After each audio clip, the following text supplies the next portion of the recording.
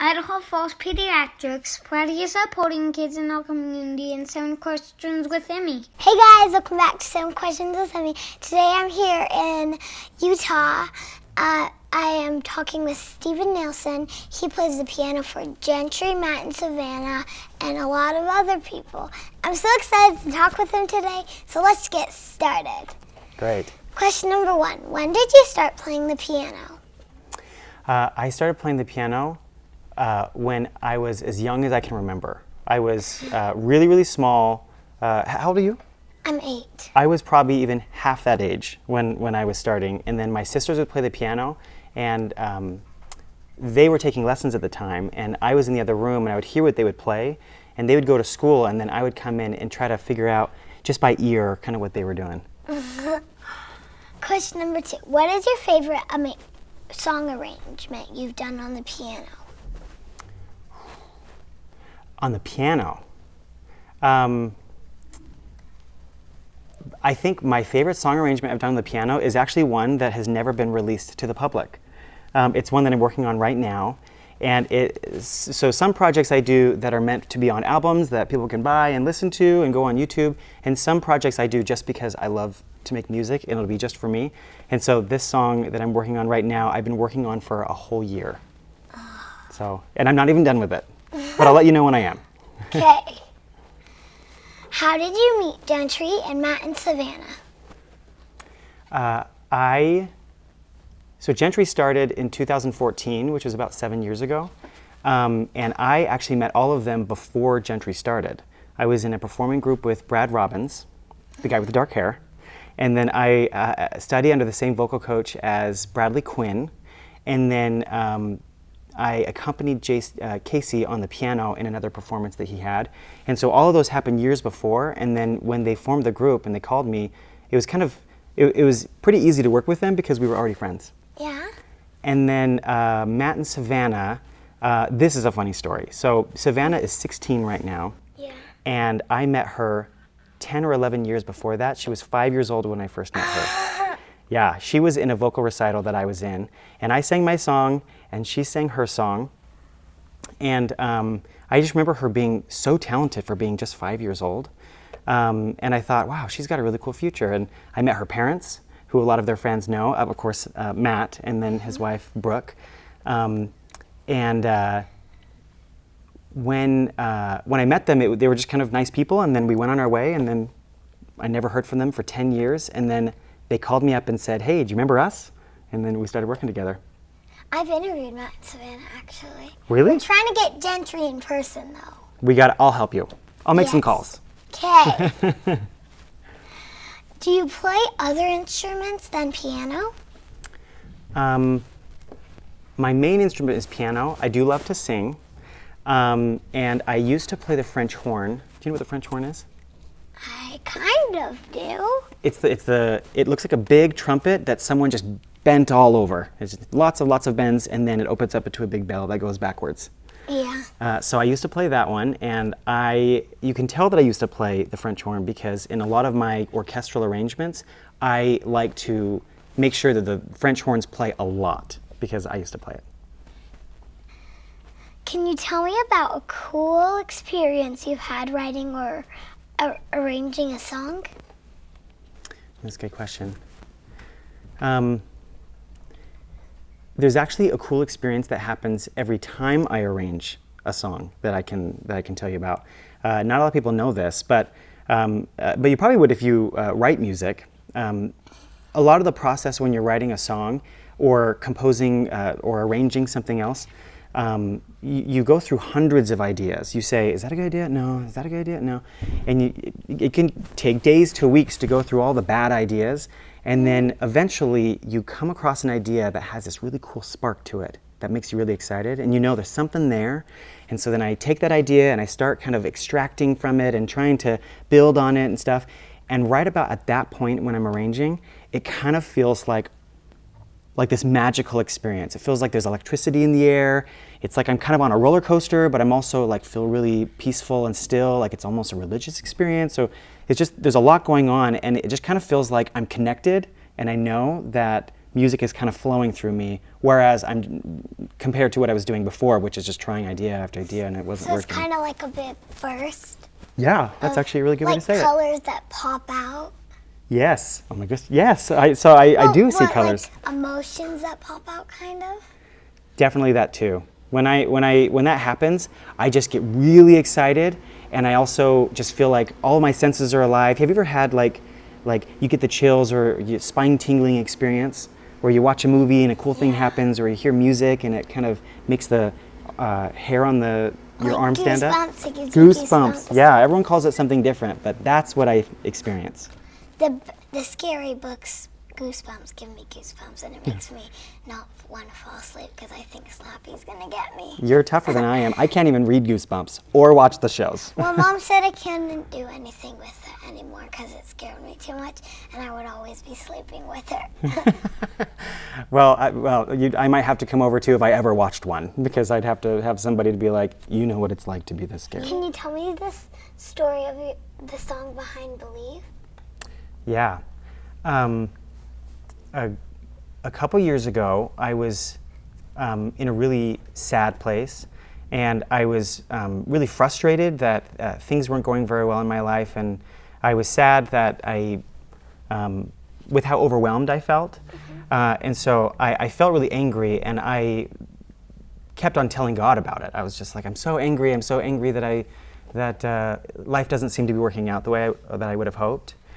So when I was driving, I was headed to write a song with my friend that had nothing to do with Believe. I hadn't even had Believe come into my head yet. And as I was driving, I was pulling out of my neighborhood, and then I heard a little bit of the melody in the chorus. And I pulled over, and I started singing into my phone as fast as I could because I didn't want to forget it. Have you ever forgot something really important? Yeah. Yeah, and I didn't want to forget this because it seemed really important. And it had that spark that I'm looking for, but I didn't have to sift through hundreds of ideas to find it. So as I sat there, I could hear some of the lyrics in my head, and so I started writing those down, and I was just so excited. And then I realized that this is a really hopeful song, and I don't feel hopeful right now. And I still felt angry and sad. So I thought, maybe I need to give this back. Maybe I need to just throw the song away. And I told God, I don't know if I'm interested in this anymore because I don't feel hopeful. And even though this song is hopeful, it's something that I don't know if I want to work with. And then I just heard a little voice in my head that said, no, it's okay. This is a hopeful message, and one day you're going to feel hopeful again. And so I kept the song and had GENTRI sing it, and I'm really glad I did, even though it was hard, because so many people have found hope from that song. What do you like to do when you're not playing music? I love to be in the outdoors. I love living right next to the mountains, and so I mountain bike. I love to rock climb, indoor and outdoor. I love to trail run, play tennis. I used to swim in the reservoirs and swim laps. I'd have to have my friend go with me, and she would blow up a mattress.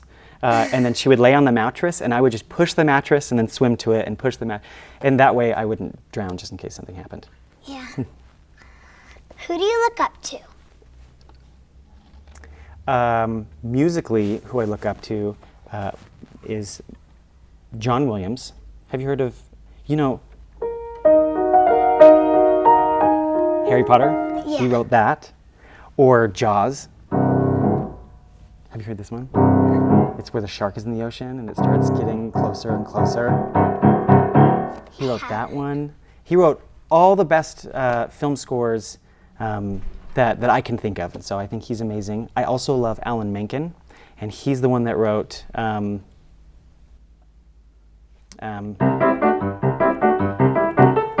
know this song from Beauty and the Beast? He wrote all the amazing music from all the Disney movies. And so I generally just look up to all the best composers I can think of. Mm-hmm. Do you ever get stage fright, and how do you deal with it? I definitely get stage fright. I get stage fright too, because sometimes I get scared when I'm on interviews, but I'm about to join like a dance / sing class, so I'm probably gonna be really scared. Like if I'm just saying a little poem in front of my class at school, I get nervous and I have jitterflies in my tummy. Yes. Do you ever get short of breath where you kind of can't breathe as well? Yeah, sometimes. That's me too. On roller coasters, I really I'm like, I can't breathe because I do not like roller coasters. I actually love roller coasters, but I don't love being nervous in the same way that you don't. So what I do when I feel really nervous before I go on stage is I have to remind myself, okay, I know that I'm nervous because I'm scared I'm going to make a mistake in front of everybody, or I'm going to feel stupid or something. But then the more I think about it, I have to remind myself I'm not here to audition for anybody. I'm not here to try to prove to anyone that I'm really good. I'm here to just offer a gift to the audience, something that I love to do, and my only job is to have fun. And that helps me. Yeah. What advice do you have for me?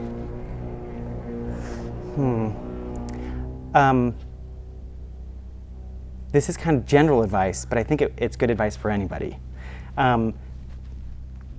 When you start growing up, it's easy to start. It's easy to question if you're good enough, and so you try to pretend like you're somebody else. But then you get to some point where you're like, you know what? Actually, who I was in the first place was probably the best thing I could have been. And it took me a long time to figure that out for myself. Even with music, there was a couple years in there where I tried to sound like that composer or tried to arrange like that composer because I thought their music was so good.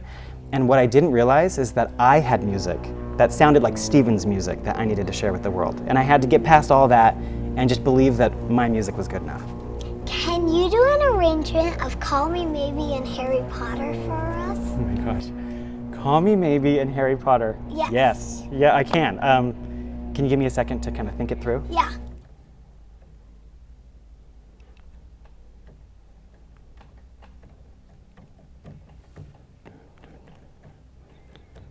Okay. Okay. You ready? Yeah, I'm ready. Okay. I'm a little bit nervous. It's okay. But we talked about it, right? Yeah. Okay.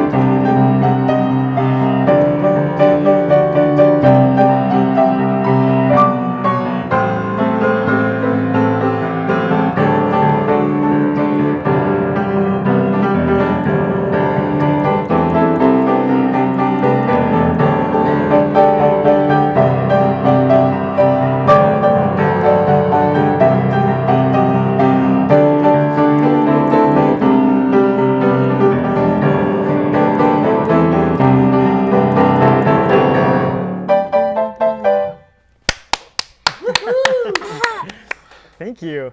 You're welcome. Thank you, Stephen. That was amazing. I'm happy to be here. Thanks for inviting me to be here. That gave me goosebumps when you started playing. That's the goal. When everyone gets goosebumps, something good is happening. Unless it's Goosebumps, the books. Yes. Thank you for talking with me today, Stephen. You're welcome. Thanks for having me. 1, 2, 3.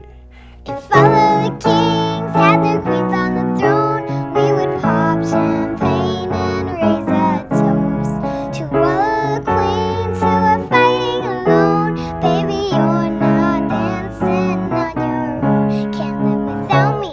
You wanna, but you can. Think it's funny, but honey, can't run the show on your own. I can feel my body shake. There's only so much I can take. I'll show you how a real queen behaves.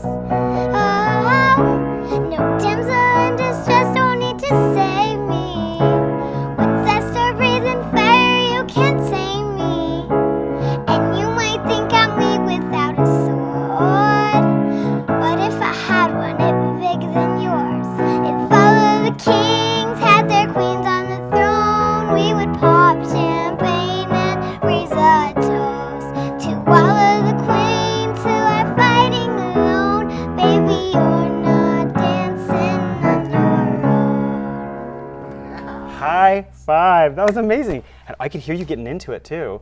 You really do. You can sing. Way to go. I love to sing.